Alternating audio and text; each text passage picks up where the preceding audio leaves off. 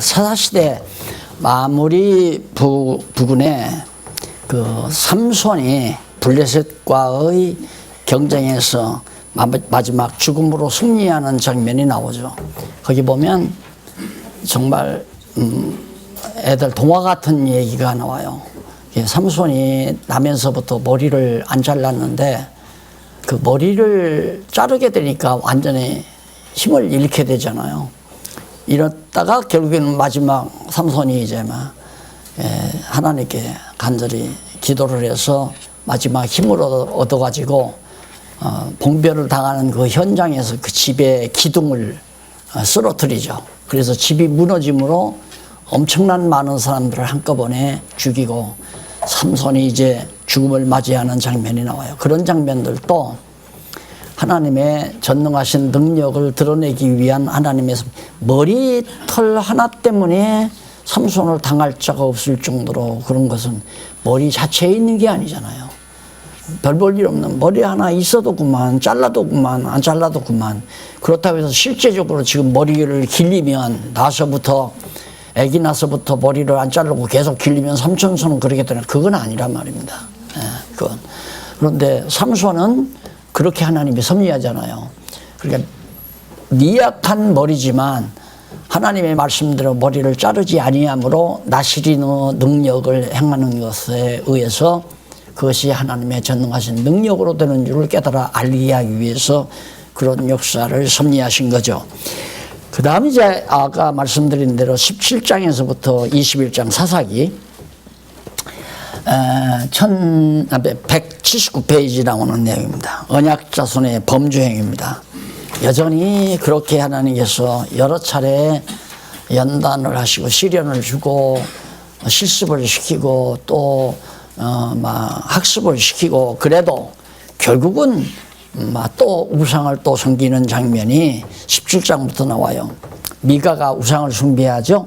단지파도 우상을 숭배하고 그래서 군대가 우상을 탈취해 가다가 그걸로 이제 전쟁에서 승리한 다음에 우상이 승리했다 해서 우상에다가 힘을 주는. 그러니까 하나님의 말씀이 없으면 어느 순간도 모르게 어떤 자기들이 흠모할 만한 대상을 세우거나 흠모할 만한 인간을 찾거나 그래서 사람들이 그럽니다. 어떻게든지 자기보다 위대한 사람이 있으면 그 그늘 밑에 살기를 원하는 사람이 있고 또 좀 힘이 있다면 그 사람을 꺾어버리고 자기가 그 자리에 앉으려고 하는 것이 인간의 기본 본능이거든요. 이게 다 인간적인 생각들이에요.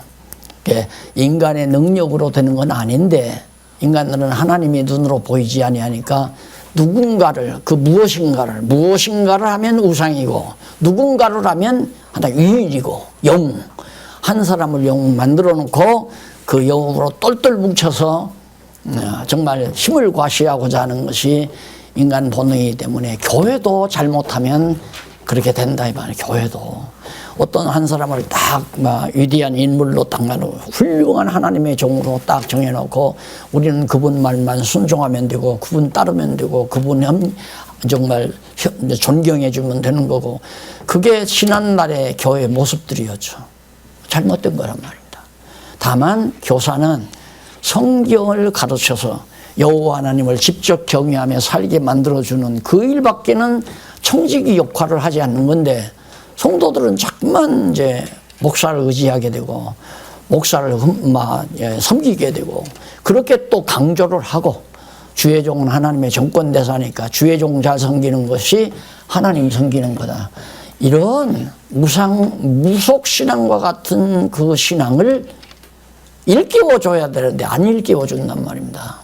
저는 아시다시피 몇십 년 동안 계속 그걸 일깨우면서 해서도 결국은 나한테 다 실망을 하더라고요. 나한테. 나한테 왜 실망을 해요? 하나님께 실망을 하면 모르지만 나한테 부자로 산다, 돈, 교회 돈을 다 해먹었다, 무슨 교회 재산을 다 가져가려고 한다. 이런 엉뚱한 얘기, 있지도 않은 얘기를 다 퍼뜨려가지고, 야, 존경했는데 실망이다. 누가 존경하래서 존경하지 말라고 그랬는데, 근데도 하나님 공경하지, 사람은 공경할 대상이 아니다라고 가르쳤는데도, 그렇게 존경했는데 뭐 정말 그렇게 잘해주고. 그래서 제가 그러잖아요. 나를 위해서 뭐를 하면 언젠가는 실망을 한다. 그래서 위임 받을 때도 그냥 성경 하나만은 거짓 없이 내가 아는 대로 잘 가르쳐 드리겠다. 그거 하나만 기대해 달라. 날 성자 되기를 원한다거나 나를 천사처럼 받든다거나 그건 하지 말아라. 난 그 자신이 없으니까. 나는 여전히 인간이고 육신을 가지고 있는 사람이니까. 그런데도 나한테 실망했대요. 나한테. 다들. 나한테 왜 실망을 해요? 내가 성경 잘못 가르쳤나요? 그래서 누가 그렇게 불렀대요. 그러면서 목사님이 성경 잘못 가르치냐 그래. 그건 아니래요. 그러면 됐잖아. 성경 잘 가르쳐 준다고. 그것만 기대하라고 그랬는데 내가 왜 이 얘기를 하면 사람 우상되기 참 쉽습니다. 정말 위선을 잘할수록 자기가 선량한 것, 자기가 거룩한 척, 자기가 능력 있는 것처럼 과시를 하면 과거 교회가 그렇게 됐잖아요. 내가 한번 기도하면 병 낫는다. 내가 손 얹고 기도하면 축복받는다. 이래가지고 교회를 막 큰 교회 만들었잖아요. 그게 다 잘못된 거란 말입니다. 교사는 그냥 성경 잘 가르쳐주면 돼요. 교사도 완벽한 인간이 아니니까 교사도 좀 같이 성장해 가는 거란 말입니다. 그러니까 사람 보고 실망하지 말고 오직 여호와 하나님만 경외해야 되는데 하나님이 눈에 안 보이니까 우상을 도둑질에다가 놓고 전쟁에 승리하고 나서 우상에게 경배를 드리는 거죠. 감사하다고. 그래서 요즘도 그러잖아요. 정치에 발디디면 다 검정 옷을 입고 검정 넥타이 차고 어디부터 가느냐. 국립묘지부터 가잖아요. 국립묘지 가서 싹 하고 또 어디야 이순신 충청도 어디 있죠? 거기 가서 이렇게 뿌려놓고 그렇게 해야 뭔가 자기가 정말 어떤 힘을 얻을 것 같으니까 그건 아니라. 그래서 이스라엘 백성들이 전부가 다 우상 숭배에서 떠나지 못하고 그러다 보니까 우상 섬기면 당연히 행음 사건이 벌어지게 돼요. 왜냐하면 우상을 이렇게 염소 모습이라든가 송아지 모습이라든가 개 모습, 사자 모습 이런 거 만들어 놓고 제단에다 그걸 모으고 그 앞에다 이 무대를 만들어요. 큰 무대. 그럼 백성들이 제사 지낼 때 우상에게 제사 지낼 때 다 모이잖아요. 그럼 백성들을 흥분을 시키게 하니까 요즘 애들 노래 부르면서 막 발광짓을 하잖아요. 그 발광하는 것은 그 시청자들, 청취자들을 흥분시키기 위해서 그런 거란 말이다. 잘하는 이러더라고요. 흥분하라 이거야. 제일 흥분하기 좋은 것이 현장 행음 사건이에요. 현장에서 남녀가 벌거벗고 현장에서 그럼 난리가 나는 거야, 난리. 그게 우상숭배의 모습이란 말입니다. 이런 짓들을 이스라엘 백성들이 하나님을 모르면 하게 된다는 거예요. 그래서 우상숭배 뒤에는 반드시 행음이 따르게 된다. 그래서 결국은 이제 엄청난 정말 사건들도 벌어지고 그러는데 3차 싸움에서 이쪽 행음에 의해서 전쟁이 일어나는데 20장 나오죠. 세 번째 싸움에서 완전히 패배해버려요. 그때야 반성을 하죠. 반성을. 그래서 결국은 딸들을 다 잡아가니까 백성들이 아내를 못 얻어서 백성이 시말리게 돼 있어요. 그러니까 결국에는 백성들이 자기 소견대로 또 행하게 돼요. 사사기 21장에 보면 동그라미 안에 2번 나오죠. 이렇게 해서 결국은 사사기는 자기 소견에 옳은 대로 행했다 하는 것으로 끝을 맺습니다. 자, 그 다음에 결국 그렇게 300여 년간 하나님이 실습도 시키고 학습도 시키고 해서도 결국은 인간은 육성을 지니고 있기 때문에 자기 본능대로 자기 소견에 옳은 대로. 정치싸움도 다 그거래요. 여당은 여당대로 야당은 야당대로 내 소견이 옳다. 내가 생각하는 대로 하자. 이게 바로 세상 정치란 말입니다. 우리 교회는 박 목사가 생각하는 것도 아니고 어떤 이장로가 생각하는 것도 아니고 김장로가 생각하는 것도 아니고 오직 여호와 하나님의 뜻이 무엇인지를 살펴서 그 뜻대로 살아가자는 것이 교회의 정치고 교회란 말입니다. 그러니까 사람은 인간의 소견이 필요 없어요. 그런데 지금까지 한국교회가 개혁교회가 특히 장로교뿐만 아니에요. 감리교는 약간 독재성이 있어요. 감독이 독재적으로 운영하고 하지만 장로교는 민주적이라 해서 숫자 많으면 다 손 많이 들면 그걸로 다 결정을 해서 그러면 손 많이 들면 손 많이 든 사람들이 소견에 오른 대로 교회 하자는 얘기예요. 그래서 내가 아주 쉽게 예를 들었잖아요. 전도회라고 조직을 해서 14개의 여전도회, 남전도회 한 7, 8개 만들어서 20여 개가 넘는 전도회를 딱 구성해 줬더니만 매월 전도회비 만 원씩 회원들이 다 거두니까 요 때쯤 가면 이제 회비가 걷어진 것이 500만 원도 되고 600만 원도 되고 300만 원도 되고 이렇게 되면 자, 그러면 이 돈 가지고 뭘 할까 하고 하면은 우리 단풍놀이 가자. 그럼 15명이나 20명이 앉아서 단풍놀이 가자고 좋다는 사람 손도 씌우면 15명이 들어요. 5명은 아니다, 이게 전도인데 전도비가 없으면 전도하는 일에 써야지. 우리 필리핀 선교에 우리 정말 거기다 협력을 하자 그러면 무슨 소리야. 우리 돈 우리 맘대로 써야지. 15명 통과돼서 가을 소풍 한번 갔다 하면 끝나요, 전도회가. 그것이 몇십 년 동안 제가 교회 목회하면서 현장에서 눈으로 본 거란 말입니다. 그러니까 아니다, 이건 예수 이름 빙자해서 완전히 자기들의 쾌락을 충족시키기 위한 방법이니까 이거 빨리 한 예예요. 그게 다란 말입니다. 교회 예산도 마찬가지예요. 자, 금년 얼마 한 5억 세웁시다. 5억 어떻게 세울까요? 자, 쓰고 싶은 대로 돈 다 써서 예산 세워서 내십시오. 그래 보니까 한 4억 5천 나왔다 이 말이에요. 그러면 예비비 겸해서 5억 세웁시다. 세워놓고는 연봉 나오는 대로 예산 세우대로 다 나눠주는 거예요. 그러면 그렇게 예산 세울 때 각 부서에서 위원회에서 예산 세워서 나온 것이 성경 말씀대로 세웠나? 아니에요. 거기에 속한 위원들이 모여 앉아서 정말 사람들의 생각을 참작해서 만든 걸 그대로 모아가지고 연보 한꺼번에 걷어놓고 여기 당신 청구했으니까 이것만 가지고 가, 이것만 가지고 가. 그 권한을 누가 줬냐면 재정위원장이 주셨잖아요. 그러니까 나중에 하다 보니까 장안중앙께서 제일 권력자가 재정위원장이더라고요. 재무위원장. 그분이 이거 재직회에 통과됐지만 현실적으로 불가능해. 요것만 가져가. 당신 이번에 500만, 이달 500만 원이지만 300만 원만 가져가. 그러면 이제 장로님들끼리 당신 돈이냐, 내 돈이냐, 마구 싸우고, 알력 다툼하고, 그래서 서로 장로님들까지 등지고. 잘못된 거 아니에요? 사람의 소견대로 행하는 건 잘못된 거예요. 그래서 사사기는 사람의 소견대로, 사람의 소견이 옳은 대로, 자기들의 소견이 옳은 대로 행하더라. 하나님의 뜻대로 한 게 아니라 이것에 대한 대표적인 내용이 바로 사사기다. 자, 그 다음에 이제 제4장.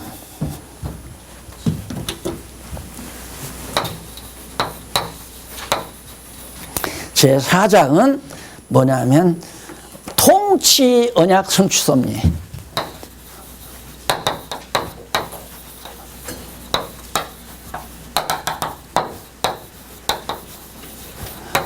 사사기 룻기부터죠.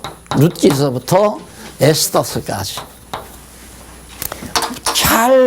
이제 여기는 아주 잘 아실 거예요. 이게 룻기에서 에스더서까지인데 제1절 다윗 왕후 창건입니다. 제1절.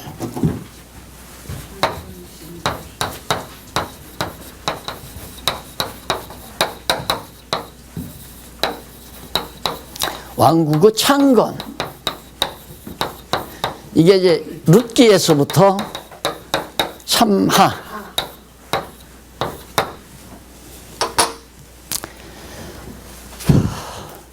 하나님께서 가나안 땅 들어가서 여호수아 끝났을 때 바로 다윗 왕국을 세우면 되잖아요. 근데 안 세운다 이 말이에요. 300여 년간을 안 세워요. 그러면 하나님께서 학습도 시키고 실습도 시키고 여호수아 당시도 그렇지만 사사시대 수백 년 동안을 그렇게 했어도 결과는 자기 소견에 오른 대로 행하더라. 이게 이제 사사기 마지막 절에 나오는 말씀이에요. 그러면 여지껏 학습시키고 실습시킨 거 다 무용가? 아니죠. 그걸 통하여 우리에게 전해주는 가장 중요한 핵심 메시지는 여호와 경외하지 아니하면 다 자기 좋은 대로 산다. 요거 하나 딱 남게 해주는 거예요. 여호와를 경외하지 아니하면 전부 자기 소견에 오른 대로 산다. 우리가 다 하나님 앞에서 다 부름받고 하나님의 자녀로 택함받아 살지만은 여호와께서 왕을 세워주지 아니하시면, 사사를 세우지 아니하시면, 그러니까 여호와께서 다스려주지 아니하시면 자기 좋은 대로 산다 그 말이에요. 그러니까 우리는 언제나 여호와 하나님의 다스림을 받아야 되는데, 다스림을 받는 방법이 뭐냐면 첫째는 학습이죠. 기록된 성경 말씀을 통해서 여호와 경외하기를 배워야 되고, 배운 대로 우리의 생활 속에서 아하, 여호와 경외하지 아니하면 이렇게 된다는 것을 실제로 실습을 하는 거죠. 실습을. 완전히 내 자녀들을 내가 여호와 경외하기를 가르치지 않았더니만 이놈들이 점점 세상으로 빠져들어가는데, 안 믿는 사람이나 다름없이 똑같이 그렇게 산다 이거예요. 가만히 살아가는 걸 보니까 이건 내가 잘못이다. 하나님께서 부모에게 여호와 경외하기를 가르칠 마음을 안 줘가지고 내버려 두면 그냥 세상 밖에 나가서 자기 소견에 오른 대로, 사사기 나오는데요. 그걸 깨달아 알게 하기 위한 것이 사사기 내용이에요. 그거 딱 끝나자마자 하나님께서 다윗 왕국을 창건하는데, 전번 개론책에는 창건하는데 창건 전에 다윗 왕국의 창건 준비를 룻기로 하나 딱 이렇게 정리를 했어요. 짧은 내용이지만 룻기를 따로 아마 했을 거예요. 내가 예판을 안 가자는데. 그래, 이걸 짧은 걸 이렇게 하는 것보다 차라리 그냥 다윗 왕국 창건 준비 속에 왕을 준비하는 거죠. 다윗 왕 나오는 준비를 갖다가 이 창건 준비 안에다 한 쪽가루 1번으로 집어넣어야 되겠다. 그래서 그걸 가로 없는 항을 갖다가 한쪽 가로 1로 집어넣어서 첫 번째로 바로 다윗의 출생 과정이라고 해서 집어넣었어요. 그래 해놓고 보니까 너무 깔끔하게 잘 된 것 같아요. 여기 이제 먼저 번 출판한 거하고 이번 새로 출판한 데하고 다른 부분이 한 모습입니다. 그러니까 이런 식으로 정리를 한 거기 때문에 성경 신학의 내용이 바뀌거나 변질하거나 그건 전혀 없어요. 조금씩 이렇게 문장을 가다듬거나 하나의 파트를 이렇게 조정을 하거나 이런 차원은 있지만은 전체적으로 성경 신학의 내용이 바뀌거나 뒤틀리는 부분은 절대 개정을 통해서 없다 하는 걸 단정해 드립니다. 그러면 다윗의 출생 과정이 룻기죠.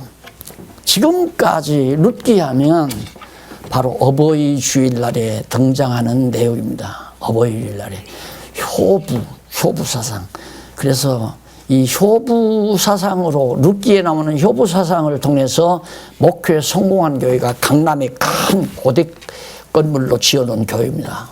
그분이 이북에서 피난 온 목사인데 부모에게 잘하시요. 그러니까 이북에서 피난 와가지고 남대문 시장에서 포목장사에서 부자된 그런 이제 분들이 대부분 이제 교회 많이 나왔거든요. 나왔는데 와가지고 여기서 아들 낳고 며느리를 얻었잖아요. 이북 시어머니가 이남의 며느리를 얻은 거죠. 그런데 현대 며느리들이 부모에게 잘 알아요. 효부 그런 게 없잖아요.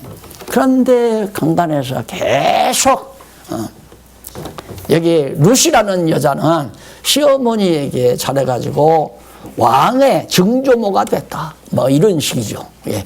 부모의 시어머니에게 잘해라 이거예요. 그러니까 포목 장사에서 돈 번 권사님들이 너무너무 즐거울 거 아니에요. 속이 풀어지고. 그래서 연보도 많이 나오고. 그래서 저렇게 큰 교회를 이루는 겁니다. 그리고 가서, 야, 너 목사님이 그러는데 시어머니에게 잘해야 복 받는다더라. 너 아들 낳았지? 너 시어머니에게 잘못하면 목사님 말씀 들어봐라. 한번 가보자. 와서 들으니까 며느리들이 뜨끔뜨끔 하잖아요.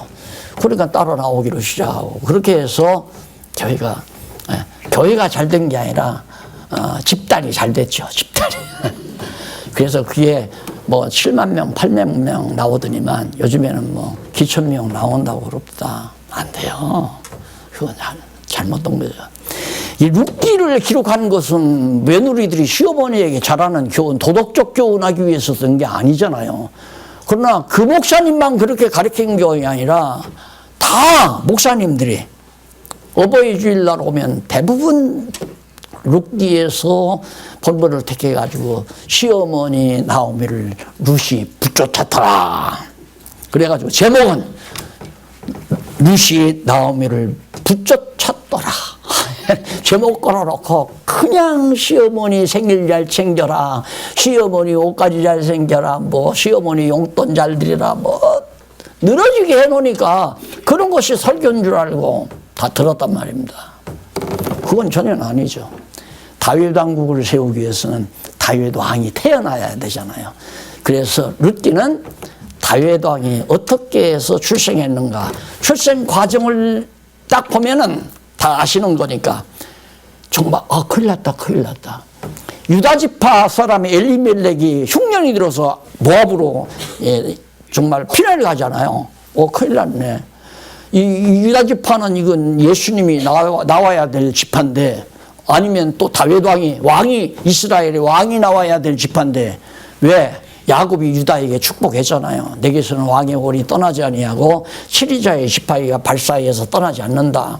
그게 창세기 마지막 부분에서 야곱이 유다에게 축복했으니까 유다 지파가 흉년 들렸다고 가버렸으면 거기 첫 대목이 이제 이걸 처음에 이제 써나갈 때, 대론을 써나갈 때 쫓겨내려 했잖아요.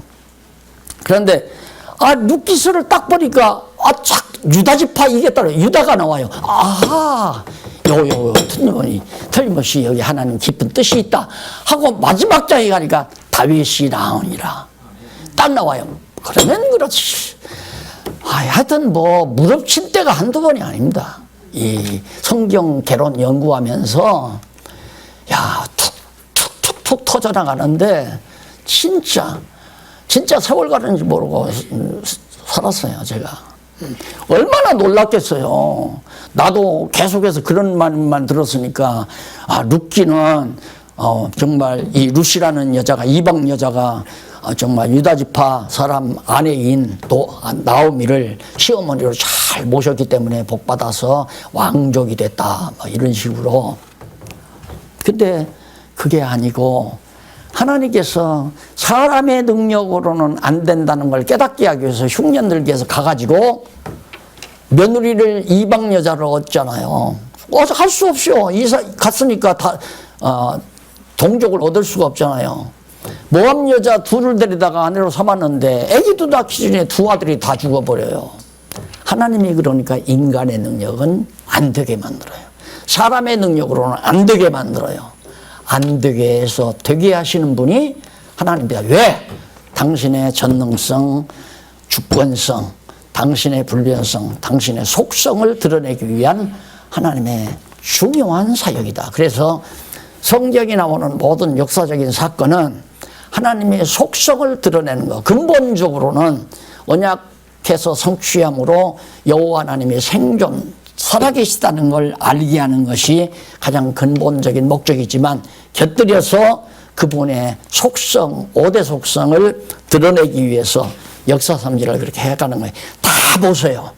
어떤 사건 딱 등장하면 여기서는 하나님의 5대 속성이 어떻게 드러나나. 그렇게 문제의식을 가지고 접근하면 성경을 아주 쉽게 잘 풀어갈 수 있고 정리할 수 있습니다. 룻기서가 바로 그 대표적인 거죠. 불가능하게 만들잖아요. 남편도 죽었어요. 여자만 둘 살았어요. 시어머니하고 룻이라는 며느리하고. 그러니까 시어머니가 야 아들도 다 죽었는데 유대인의 법에 따르면 큰아들이 죽으면 작은아들하고 며느리가 살고 작은아들이 죽으면 그 다음 셋째 아들하고 살고 그렇게 하도록 돼 있어요. 왜? 유업을 이어야 되니까. 그런데 아들들이 다 죽어버렸으니까 시어머니는 당연히 얘야 너희들 친정으로 돌아가라. 이제 내가 다시 영감을 만나가지고 아들을 낳는다 한들 그 아들을 언제 길러가지고 너하고 살면서 후손을 보겠느냐. 그냥 가라. 그러니까 큰 며느리는 시어머니 말이 옳으니까 갈랍니다고 어머니 안녕히 계시오 갔단 말입니다. 그런데 작은 며느리 룻이라는 여자가 어머니 무슨 말씀입니까?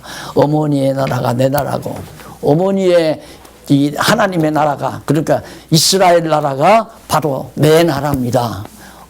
어머니의 하나님이 내 하나님입니다. 고백이 나오잖아요. 벌써 하나님께서 룻을 그렇게 감동시킨 거죠. 그래서 룻이 예루살렘으로 다시 따라 나와가지고 여자 혼자서 애기 낳을 수가 없잖아요.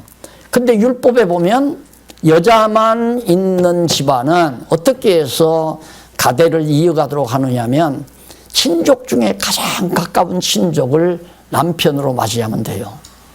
그런데 거기 이제 보아스라는 사람이 하나 있는데 보아스가 거부였고 그런데 보아스를 점을 찍었지만 보아스보다 좀 더 가까운 사람이 있었어요. 그러니까 거기다 물어보니까 나는 재산 안 묻겠다. 다시 말해서 그 여자가 그 시어머니가 가지고 있는 자기 집안에 유산이 있잖아요. 그 유산을 나는 안 물려받겠다. 그러니까 모함 여자 룻을 안 보겠다 그 말이에요. 그러니까 보아스가 만나서 보잖아요. 그래서 보아스가 룻에게서 베레스와 세라를 낳고 그 다음 그 족보에서 누가 나면 다윗 왕이 나와요. 다윗 왕이. 다윗이 나와요. 그래서 그 족보에서 누가 나오냐면 예수 그리스도가 나오고 그러니까 하나님께서 정말 꺼져가는 등불이 되게 해가지고 다시 심지를 일으키는 것 그게 하나님의 능력을 드러내는 방법이에요. 그래서 룻기도 하나님의 속성을 드러낸다는 사실을 쉽게 파악할 수 있고요.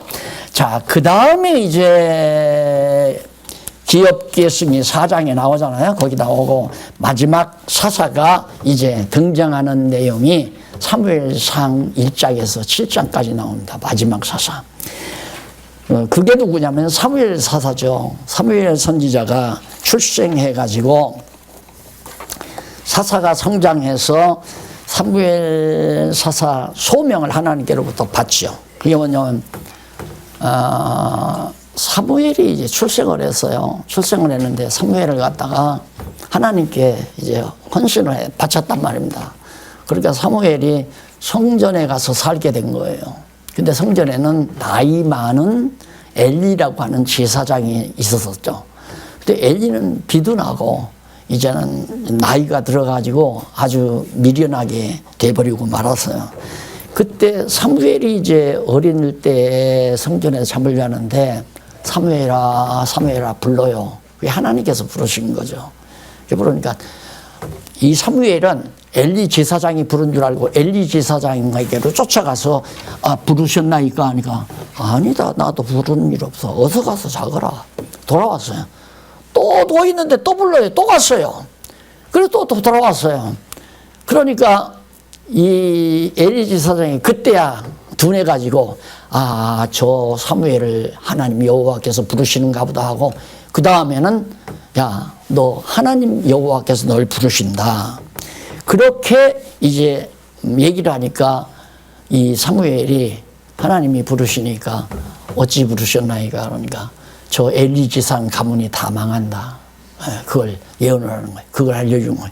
엘리 제사장 집안 다 망한다. 그러면서 이제 사무엘 사사가 결국 엘리 가문이 패망하고 사무엘 사사가 승리하는 대목이 5장부터 7장에 나와요. 양쪽 가로 5번 밑에 나오죠. 186페이지 밑에 보면 그 다음에 이제 언약궤로 인해서 바로 사무엘이 최종적으로 여호와의 언약궤로 승리를 하고, 그 다음에 사무엘이 이제 선지자로서 활동을 하는데 백성들이 막 일어났어. 야, 주변 나라들은 다 잘 된다. 블레셋이라든가 아람이라든가 에돔이라든가 이런 나라들이 다 잘 되는데 이런 나라들은 다 왕이 있지 않느냐. 우리도 왕 세워달라. 백성들이 왕을 세워달라고 막 난리를 쳤어요. 그러면 하나님께서 다윗왕 났으니까, 다윗이 출생했으니까, 그래, 그러면 다윗으로 세워라. 그러면 될 건데, 백성들이 우리 베냐민 지파에서 나온 사울이 덩치도 크고, 우리가 믿을만하니까 우리는 사울을 왕으로 세우겠다고 난리를 쳤어요. 그러니까 사무엘이 이제 하나님께 백성들이 저렇게 베냐민 지파 사울을 왕으로 세워달라고 자꾸 합니다. 그리고 하나님이 허락을 했어요. 그래, 백성들이 원하는 대로 해라. 그 일을 왜 하는가? 너희들 원하는 대로 해봤자 안 된다. 그걸 깨닫게 하기 위해서요. 너희들 원하는 대로 해서 안 된다. 그래서 제가 이런 과정에서 배웠기 때문에 자꾸 인간 방법으로 하려고들 난리를 쳐서 내가 진지하게 그랬어요. 안 된다. 사람 방법으로 그렇게 안 된다. 한번 해보시오. 간섭 안 할 테니까 시카대 보시오. 사람 방법으로 안 된다. 그리고 내가 일러준 사실이 있어요. 안 되죠. 인간 방법으로는. 한국교회도 인간 방법으로 다 해보니까 안 되잖아요, 지금. 그러니까 무너져 내린단 말입니다. 그래서 그것을 깨닫게 하기 위해서 하나님께서는 사무엘에게 그러면 그들이 백성들이 원하는 대로 사울을 왕으로 세워줘라. 아니, 나는 그러니까 사울이 왕이 됐죠. 왕이 된 장면이 8장부터 10장까지 나와요. 그래서 백성들이 왕을 요구하고 사울이 사무엘을 만나서 기름 부음을 받고, 그렇게 해서 이제 왕의 전기 치정, 사울 왕이 이제 상당히 오랜 기간 나라를 다스렸는데 전기 동안에 뭐 했냐면 암몬을 진멸을 해요. 와, 됐다. 백성들의 잘못을 책망을 해요. 아, 잘하는 것 같아요. 사울의 실수를 책망을 합니다. 사울이 블레셋 치기 위해서 백성을 길갈로 모아놓고 거기 보면 블레셋을 도전 앞에서 사울의 군대가 숨어서 떨어버리는 게, 결국 사울의 블레셋 전쟁으로 출격을 했지만 앞에서 전쟁에서 승리하니까 오만방자해지잖아요. 봐라, 내가 왕이 되니까 이렇게 대적들을 치고 승리한다. 하나님이 그렇게 해서 자만에 빠지게 하고 사울로 하여금 실수케 만들어서 결국 사울이 망에 들어가도록 하는 것이 전기행정이었고요. 후기에는 14장에서 15장까지 나와요. 처음에는 블레셋을 쳐서 승리를 해요. 근데 대적들을 쳐서 승리를 하고 계속 하나님께서 승리케 해야죠. 그런데 왕의 불순종, 당연하죠. 뭔 일이 잘 되면 불순종하게 돼 있다. 그래서 내가 들으신 분들 많죠. 우리는 하나님 앞에 살아갈 때 잘 될 때 조심해라. 모든 일이 잘 될 때 조심해라. 왜? 모든 일이 잘 되면 나도 모르게 어깨가 움츠름츠해요. 제가 한번 일본을 이기는 배구 시합을 나가서 여자들 배구 그걸 중계를 봤는데, 그 선수 하나가, 우리나라 선수 하나가 키가 약간 작은데 얼마나 세게 스파이크를 날리는지, 이제 위기에 봉착하면 내세워요. 나가서 처음에 나가는데 이 선수가 버릇이 하나 있었다. 딱 공을 잡고는 한번 여러분 유심히 보세요. 어깨가 우쭐우쭐해지는 거죠. 잘 되니까. 사람은 어쩔 수 없는 거예요. 돈 잘 벌리고 건강하고 자식들 편안하고 가정이 만사형통해지면 어쩐지 한번 목도 좀 길게 뽑고 싶고 가슴도 좀 활짝 펴고 싶고 어깨도 좀 우쭐대고 싶고, 이게 인간의 심리란 말입니다. 난 달라고도 안 했는데 집사람이 얼마 전에 노란 돈을 몇 장을 나한테 가져라고 딱 놔줘서 나한테 넣으라고서 이걸 왜 내가 달라고도 하는데 왜 줘 그러니까 뭐 돈이 많아서 주나 싶어가지고 왜 주냐 하니까 넣어두래요 넣어두래. 그 말을 난 어떻게 하면 나가서 좀 어깨 좀 펴고 다녀. 그 말로 내가 들리더라고요.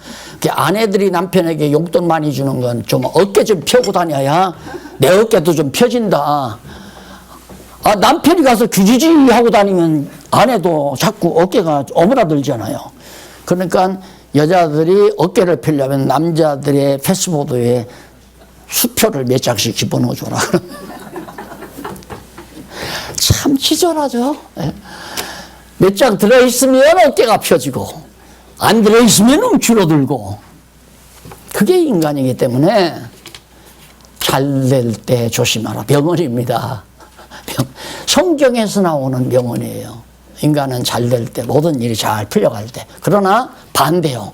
안 될 때 안심해라. 말이 되는 얘기예요? 뭐 안 되는데 어떻게 안심해요? 그게 지혜라고 합니다. 안 될 때 안심해라. 왜? 하나님이 안 되게 하시는 것은 되게 하기 위한 준비니까. 맞잖아요? 하나님이 인간의 능력으로는 안 되게 하시는 것은 하나님의 능력으로 되게 하시려고 인간의 능력으로 안 되게 하는 거란 말입니다. 설교는 거기까지만 하고, 설교는 아니지만 하여튼 그 얘기는 거기까지 하고 성경으로 돌아갑시다. 사울이 실수를 책망하고 후기는 계속해서 성공하게 블레셋 전쟁에서 승리하게 하는데 왕이 결국 불순종하잖아요. 가로 없는 2번 왕국 창건의 과정입니다. 왕국을 여기는 왕국 창건, 왕국 창건인데 첫째는 왕국 창건의 준비였죠. 그 다음엔 두 번째가 이제 왕국 창건의 과정이에요. 어떤 과정을 통해서 왕국을 창건하는가? 통치 언약을 이루기 위해서. 그러니까 여기도 말하지만 사울을 세우고 블레셋과의 전쟁에 승리하기는 모든 사건이 여호와 하나님께서 언약대로 다스리게 해 주실, 통치하게 해 주실 여호와 하나님을 깨달아 알고 경외케 하려는 것이 근본 목적이라는 거 너무 분명하잖아요. 그러니까 성경의 모든 내용들을 여호와 하나님 계시로 보면서 그의 존재와 속성에 대한 내용을 본문 속에서 찾으려고 하면 안 풀리는 내용이 없어요. 다 풀리죠. 깔끔하게. 그러니까 그 원리를 아시면 이제는 여러분들께서는 성경 어디를 읽으나 그냥 제목만 대충 봐도 이거 이렇게 해석해 나가면 되겠다 하고 강론집 보면 그대로 쭉 나오잖아요.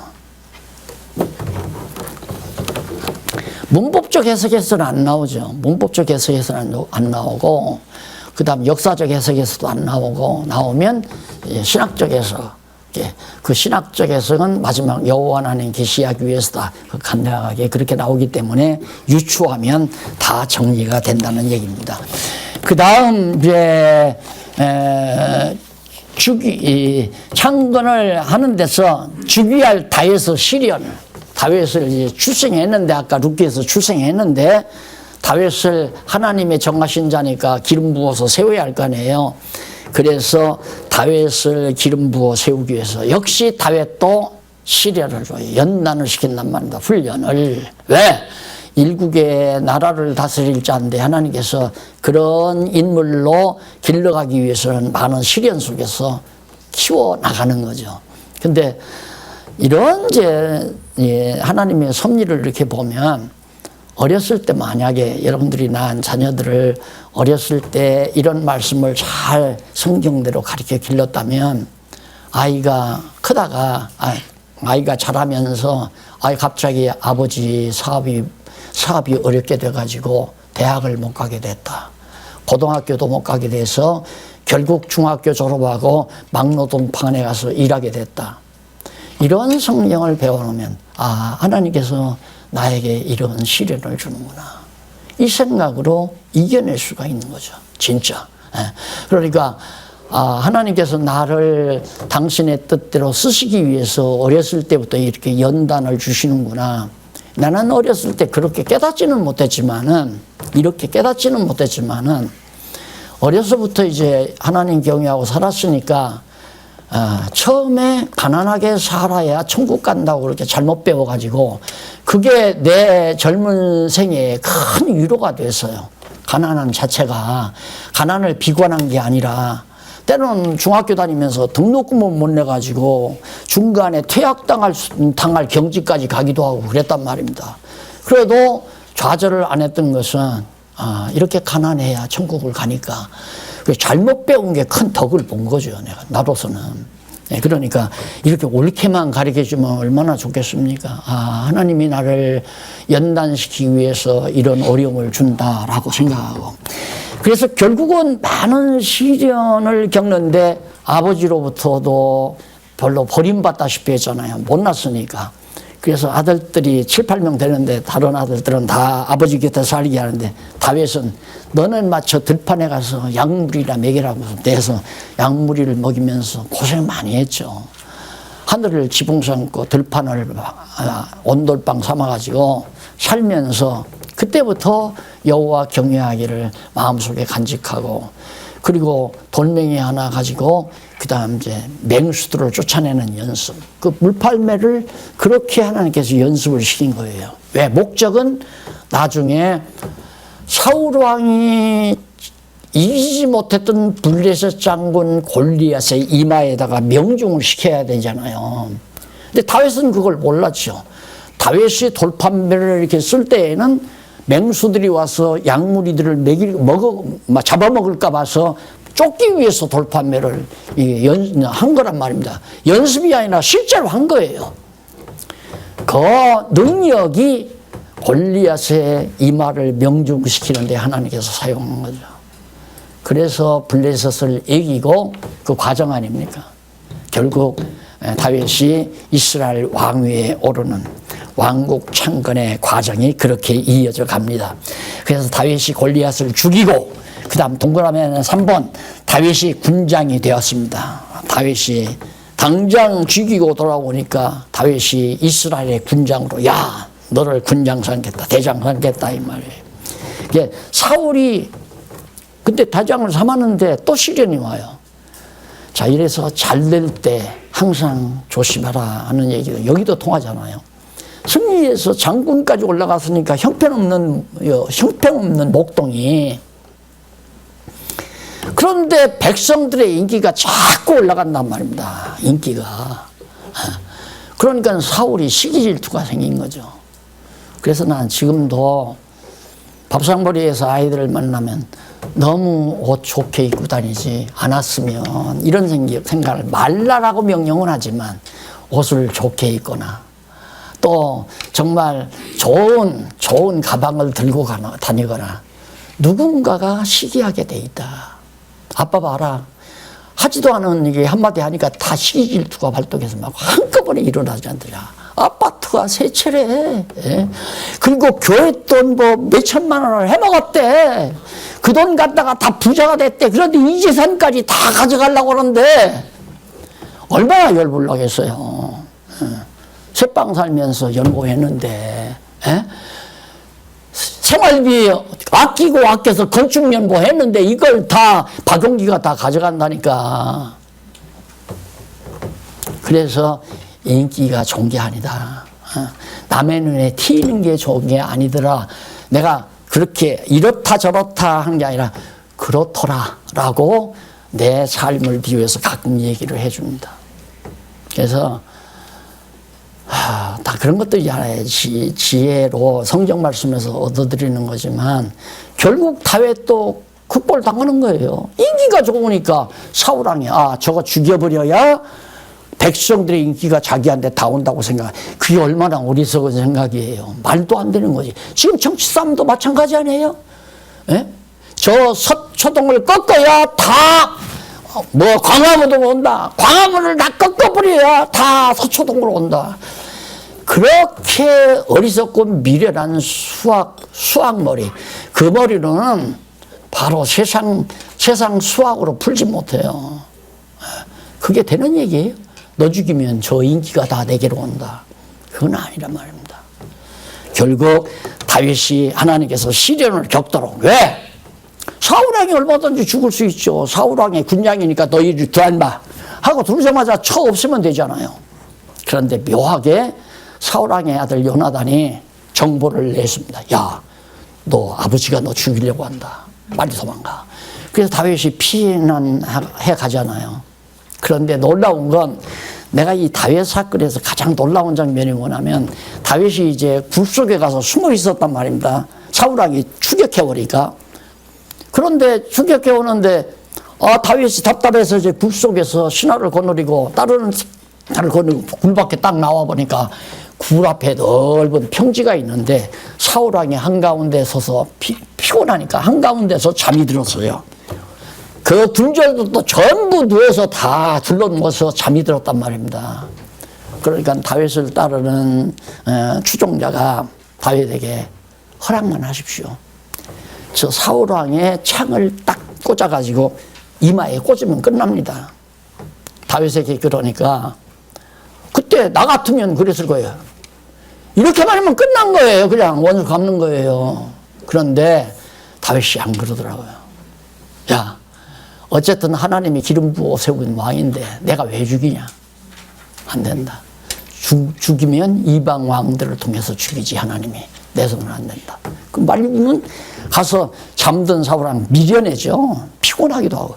왕의 옷깃을 하나 잘라가지고 갔어요. 가서 저 산에 올라가서 야, 이놈들아, 어른을 모시려면 좀 똑똑히 모시라는 식으로 군대들을 야지를 해요. 이게 누구의 옷이냐, 누구의 옷깃이냐. 딱 보니까 사울왕 자기 옷이에요. 그러면 다윗이 그래요. 왕이야, 벼룩이 같은 나를 왜 그렇게 쫓아다니십니까? 힘없는 메뚜기 같은 나를 무엇 때문에 채통 없이 이렇게 나를 죽이려고 하십니까? 역시 한나라의 왕감 된다. 그때 그 장면을 읽으면서 그런 생각을 했어요. 그러면서 나중에 원수 갚는 것이 하나님께 있으니까 원수 갚는 것이 내게 있다. 너희는 원수 갚지 말라. 그런 이야기들이 세상에서는 들어볼 수 없는, 어디에서도 그런 지혜의 말씀을 볼 수 없는 내용들이 막 쏟아져 나오잖아요. 성경에서. 결국 사울왕은 비도를 가지고 죽습니다. 그래서 요나단 아들의 도움을 받아가지고 다윗은 살게 되죠. 그래서 두 번째 시련이 바로 아까 말한 대로 아둘람 굴 사건이 쭉 나오고요. 황무지로 피해 다니면서 다윗을 선대해 주죠.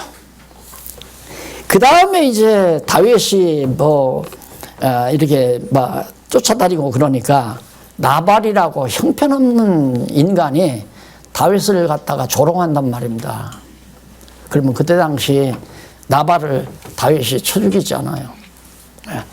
그냥 정말 형편없는 인간이 다윗을 갖다가 조롱할 때 얼마나 마음이 정말 쓰라렸겠습니까? 그런데도 다윗은 그에게 보복하지 아니하고 나발의 아내 아비가일이 그 사실을 알고 급히 다윗에게 가서 사죄를 부는 변명을 해주는 장면이 나오고요. 그 다음 다윗이 도리어 나발이라면 자기를 모독했던 나발을 선대하는 장면이 25장에 나타납니다. 그 다음 이어서 세 번째 시련이, 하나님 한 번만 시련을 줘도 괜찮은데 세 번 거듭거듭 하나님께서 다윗에게 연단을 주잖아요. 그러니까 시련이 많으면 많을수록 하나님이 쓸모 있는 사람으로 구체적으로 만들어 가시는 과정이라는 걸 우리가 알 수가 있죠. 그래서 다윗이 사울을 선대하죠.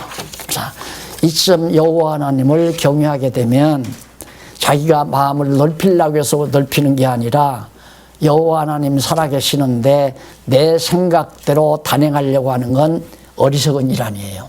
그러니까 하나님께서 기뻐하시는 일은 당연히 내 마음속에 소원으로서 하게 하지만은 나쁜 일은 하나님께서 소원을 안 주면 안 하게 되잖아요.